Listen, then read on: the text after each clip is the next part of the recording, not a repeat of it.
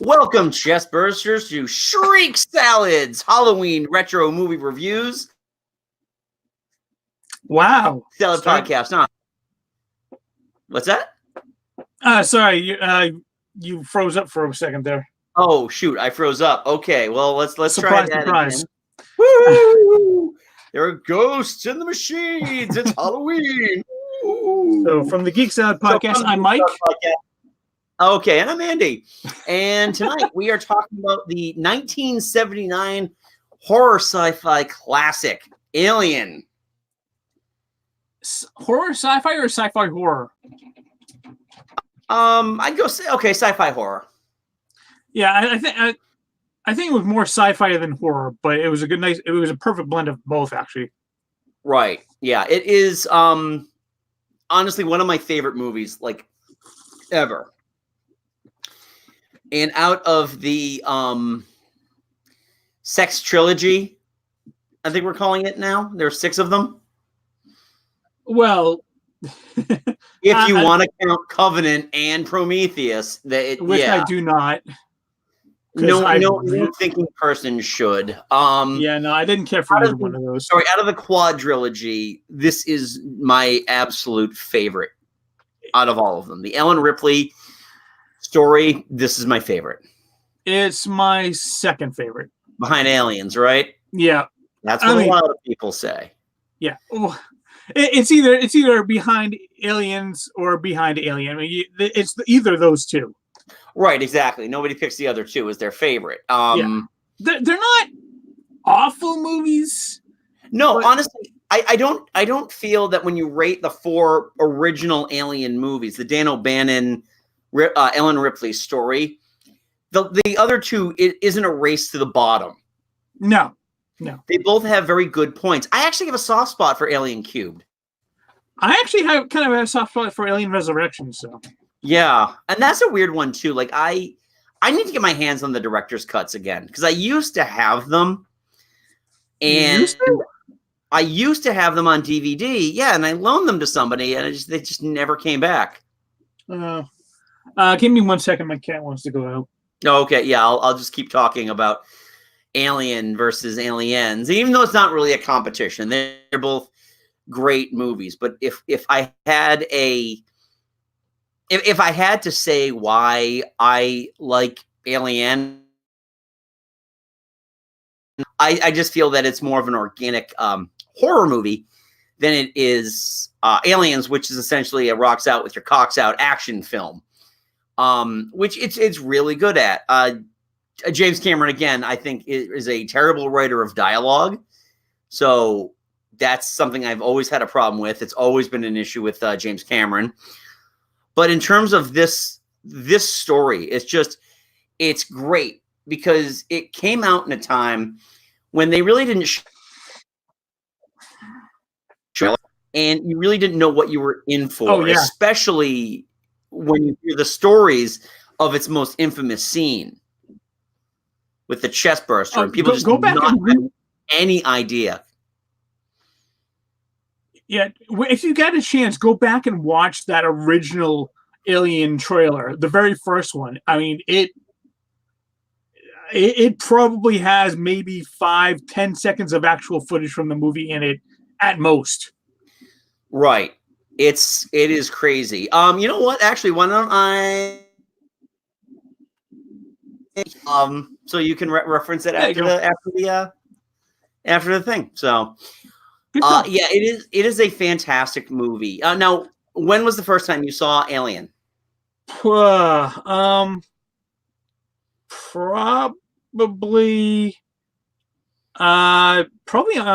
of like an edited for TV version. Oh, yeah. Well, I didn't have a whole lot of access to a lot of movies until probably mid-90s. So,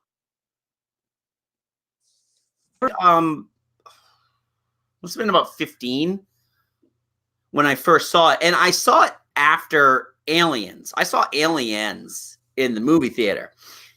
I was familiar with the characters because of all places, Mad Magazine had like one of those like Mort Drucker parodied those movie parodies from the 70s that was in this big collection of movie parodies. So that's where I knew kind of the basic plot of Alien. Mm. But it took years after I'd read that, and almost a year to the day after I saw Aliens, before I finally watched Alien. And it's so good, and it fits the Ridley Scott aesthetic that he would carry into Blade Runner in terms of just the lo-fi future.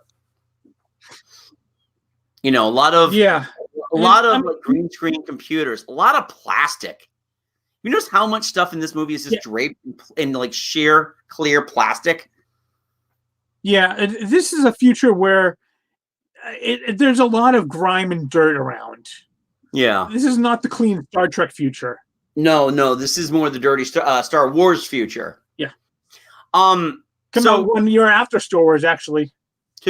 79. Yeah. Oh no, you're right. 77, 79, yeah. This is actually its 40th anniversary. And if you're so lucky, you can actually get you can actually see this on the big screen, I think soon. Ooh. So I'd be down for seeing that. It's a movie that I love introducing people to who are not familiar with it because of that chestburster scene. Oh, yeah, the chestburster scene is intense, but for me, I can't remember exactly how high I jumped at the facehugger scene. Oh yeah, because you don't even see it. It's like it opens up and you can kind of see something, but it's done from Hertz point. So the second it just jumps out, everything goes black. This was a movie that this is a movie kind of perfected the formula for jump scares.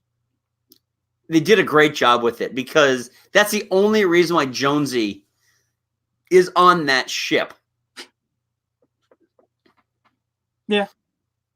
And it's actually interesting, too, how Jonesy the cat, just like most cats, he's a dick. He's just there for the jump scares. And he doesn't, like, do anything. It's like there's that scene where Harry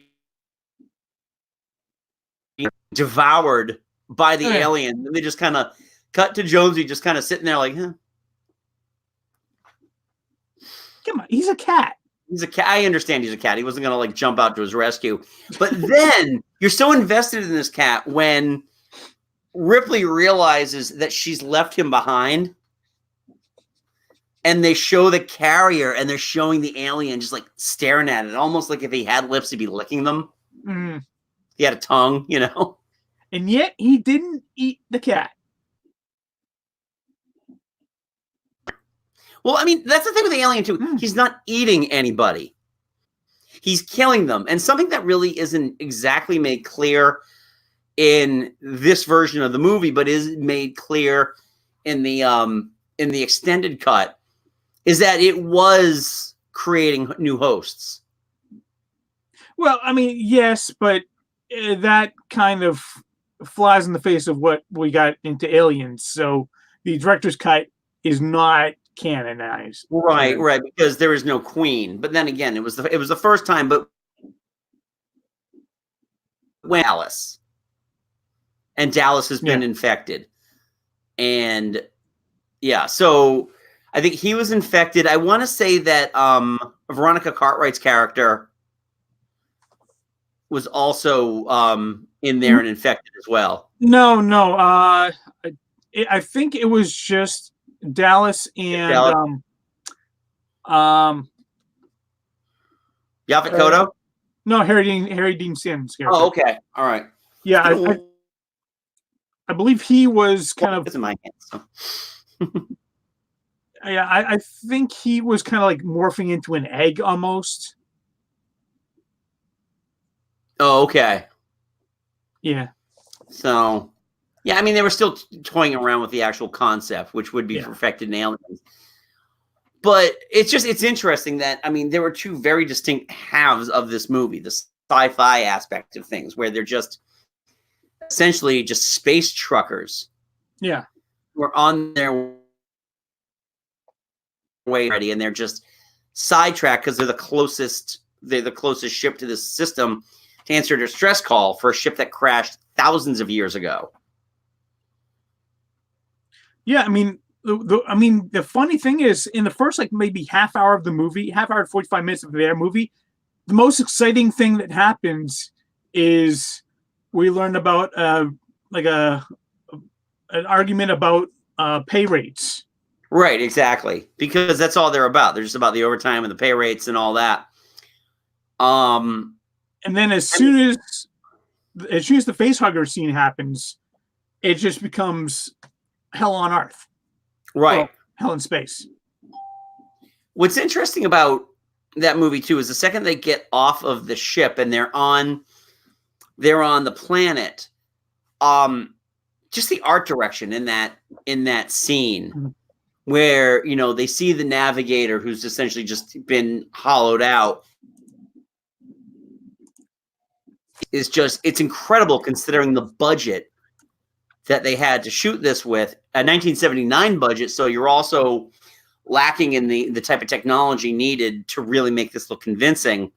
Yeah. But I mean, Giger, oh my God, H.R. Giger's designs, which though phallic all over the place. Yeah. So I'm just going to draw a happy little penis here and then another penis over here. Oh, and here we have a big vagina. Here's a big vagina right here. It opens up like a vagina. And then something jumps out and sucks on your face. Yeah, with a penis. The funny thing about that is, too, is that in production, when they shot that, they needed to make it look bigger.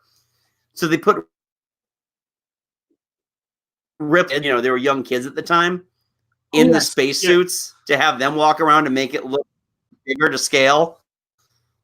Yeah. Which is really cool.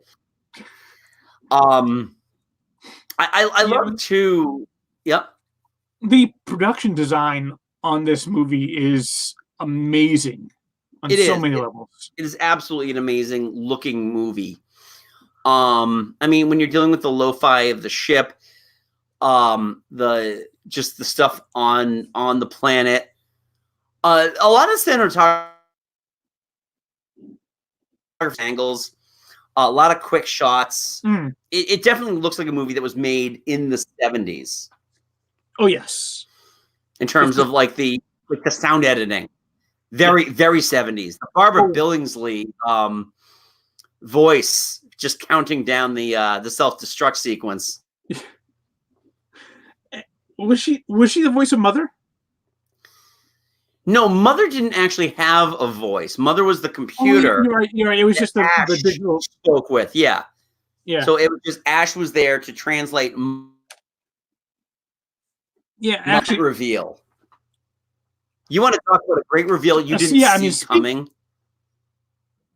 Speaking of Ash, oh God, Ian Holm. He's chilling in that scene. He absolutely is, because it's like he's just like the guy who's he's following the rule book. And he's following the rule book and he's following the rule book until finally he's like, well, we can't kill this thing. We need to bring it back. And Ripley hits of white fluid. And then all of a sudden it's just like his eyes just go black. And then it's insane how methodical and just very, forgive the pun, machine-like he is in trying to kill her. Oh yeah, when he just takes that newspaper, rolls it up, and he's just, it's no reaction. It's just, this is what he has to do. Yep, roll up tight, shove it down her throat. Yep. And the funny thing is too is that it's probably scarier. If you really want to think about it, the Alien is great for the jump scares. Like when Dallas is in the vents, and he just turns the flashlight, and then I mean that's terrifying. That scene could have been done a little bit better. Yeah, but that shot. Ah! Yeah. Ah. But it's just, I mean, the stuff with Ash is great. I mean, it is funny though, because you can definitely see the cut. Oh, She's like in shot. Apparently, they take his severed head, and she's just trying to like put it up, and it falls over. She's got like, you could have cut that part out, and then she like, her back like in front, and then they just cut, and it's like it's Ian Holmes' head like through a table. It is very 70s lo-fi filmmaking. Yeah, but it works. I mean, it definitely works. I mean, that's one of those things that my 30 and 40-year-old brain notices. My 15 and 20-year-old brain was like, okay, no. Nope. So it's this is just a fantastic movie. It's a haunted house in space, which is great. Yes. And not like in the Event Horizon kind of way. I mean, this is the perfect killing machine. Please don't love that. What's that? Please don't mention that movie. Gotcha. I hated that movie. I do love when they take the chestburster corpse. Oh yeah. And they try to they're doing the autopsy on it, and it drips like that one little drop of acid, and it burns through like four to affect the hull. Yeah. I mean, I love Yaphet Kotto's line in that one. It's like great defense mechanism. You can't kill the thing. No, you can't. You cannot. And and you notice that a lot in Aliens, where in close quarters, when they just like start, pumping those things with lead, all it's doing is bouncing the acid towards them. Yeah. Oh, that's how Hicks gets injured at the end. Yeah. The alien or in the other, he just blows it and just all down his arm. And it's really cool. The third act of this movie is great too, when it's just Ripley alone trying to get off of the ship. And, trying to destroy the ship. The whole sequence that she needs to do with the self-destruct is great because it's not just a button. Oh, yeah. It's like you have to do like these two things and pull up these other things and turn them, and here's the key. And so you got to be really, really sure you don't want the ship to blow up. Right. That is a dedicated system. But the suspense of her with no weapons, that's the thing that separates this movie from Aliens. She's doing this unarmed. Yeah. Well, she has no weapons in this movie. Flamethrower. She's got the flamethrower, yeah, but I think that's kind of like a low-end flamethrower. Yeah, because she uses it to torch Ash. But her escape and finally making it and just getting ready to go into hypersleep, and then the hand pops out. Oh yeah, and you want to talk about you want to talk about no weapons. Oh yeah, she is literally in her underwear in that scene. It's about as vulnerable as she can get. Which is, again, I love how this it's just the horror in this thing is so visceral. And, for sci-fi horror, very real. Yeah. The whole thing with her getting into the spacesuit and just killing the alien. Blow them out the airlock. They just tend to copy that for everybody except for Alien 3 when they killed it with lead. Well, yeah. No, they didn't blow it out the airlock in Alien Resurrection, did they? Yeah, well, they did. What they did was... and I remember, yeah. There was that one little pinprick in the window, and it just was like sucking them out through the back. It's the suspense as she's waiting for the airlock to open and just making sure that the alien isn't awake, because she knows if he sees her, she's dead. Yeah. And she just keeps herself in there, and she just keeps singing, "You are my lucky star. You are, and it just keeps building and building and building. And the alien was like, that gets up and starts like coming towards her, and then she blows the ale out, and then she blows it open. Yeah. Oh my God! What a great it's just like there's a lot of relief in that moment too. And again, it's just like one of those things. I want people who aren't familiar with anything Alien to check this movie out. And I mean, I like how it just ends with her and Jonesy sleeping. Right, exactly. And there's no like, find out she won't wake up for another 55 years. Yeah, I mean, but there's no like huge, huge party. There's no explosion. There's no nothing. It's just a very quiet ending. Even the music. Yeah. The music is very interesting because the music never rises above a intensity. I mean, even the music in Aliens is still kind of like at an 8, maybe a 9 in certain cases. But the music in this is still very subdued. Yeah. It's very subdued for a horror movie. Which at this point in the movie is what it is. I mean a lot of the opening music is very like Space Majestic stuff. Yeah. That wasn't me. No. My cat is biting the corner of the box. Seriously, why are you doing that? So if you hear any crunch or anything like that, yeah, it's Chaussette just biting the corner of the thing. Yeah, she's not answering. Go over there, you dick. So yeah. But yeah, I mean, there's the the opening kind of majestic type music, but then for a lot of that first act, there's no music. Yeah, no, you're right. There isn't a lot of music, which again is a very 70s thing to do. Yeah. I mean, if you think that Star Wars Revolution is science fiction, this movie had been in the ether for a while.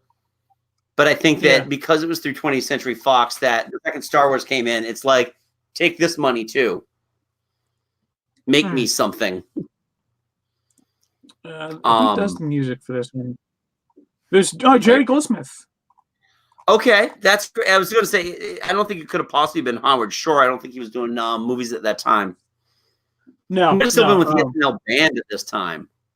Probably, yeah. No, but Jerry Goldsmith. That makes a lot of sense because he kind of had that very low key, very soft spoken type scores. Right. I love Jerry Goldsmith. Oh yeah. Yeah, it's just such a fantastic movie. I really do love this movie. And if you haven't seen it in a while, definitely check it out. I am fairly certain it's streaming somewhere. Well, honestly, it'll probably be popping up on Hulu before too long. At some point, once the whole Disney thing comes out, I want to say, and I'm grabbing my phone here. I'm just seeing it. I thought I saw it on Stars. It's on. And I'm looking. Obviously, if you haven't seen it, we always post the link to the movie itself. If you had a rent right here on YouTube, yeah, you can watch it that way. ALIN. But I mean, even if you don't like horror movies, this is far more suspenseful than it is gory. I mean, there's really only one legitimate moment of gore. All of the gore actually is in the scene, in the chestburster scene. Yeah. I mean, the only other thing you could possibly count as gore is when they are killing Ash. Like bashing his head off. Yeah. Like silly. Because it's just his head has been knocked completely back. And that's just it's not exactly the blood is like a milk. Yeah. Right. Yaphet Kotto there's a little blood with him. And I feel like we're just giving away the killings at this point, and then there's just a lot of screaming. Yeah. The only actual death you see is John Hurt. Yeah. Every other death is very much implied or just kind of like you see for Yaphet Kotto's death, you see like a split second of the blood come, but that, I mean, it's very, you barely notice it. Teeth too. Yeah. With the like the double set of teeth. I really can't highly recommend this movie. No. What's that? I think you see the double teeth with Harry Dean Stanton as well. Oh, okay. But yeah, definitely. If you haven't seen it in a while, please check this movie out. It is it's just phenomenal. It really is. Yeah. There are jump scares, but it's more of a prolonged sense of dread than it is actual scare. Right. And if you're not a fan, it definitely fits in with that 70s mode of horror. So you can watch this, The Exorcist, and maybe like 2 or 3 other movies that aren't like, they're just not like blood curdling. They give you a good jump scare. They make you, they give you that tingle and that fear. Yeah. And yeah, definitely. It's definitely worth your time.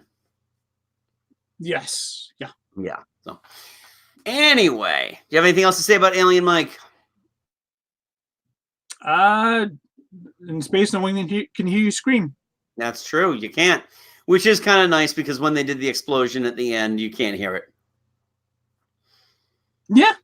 That's a good point. Very true. So that would have been funny if they did that. It's like, oh, damn it, your entire tagline's a lie. Well, to be fair, there's an explosion, but there's no screaming. Right. That's true. That's true. So anyway, what are your thoughts on Alien? Did you love it? You're not a fan? Have you ever seen it before? Feel free to leave a very, very polite comment below. Don't forget that subscribe button so you can get all of our weekly content as we go. As it is October, we are Shriek Salad for the month. And we're going to be having a whole bunch of conversations about other Halloween classics in the next couple of weeks. Mike and I have decided on a few. We have a couple of guests coming up, so it should be a pretty fun show. So Mike and I also host a little podcast called Geek Salad. You can check that out at geeksalad.podbean.com. You can download all of our episodes on the Podbean app. You can also check us out here at YouTube. The audio does come down Spotify, iTunes, and Google Music. And you can also check us out on the socials for Twitter at Geek Salad Radio and on Facebook at Geek Salad Podcast. Think I get it all, Mike? Yes. Excellent. Excellent. So anyway, until next time, I'm Andy. I'm Mike. Go forth and be nerdful. Talk to you later.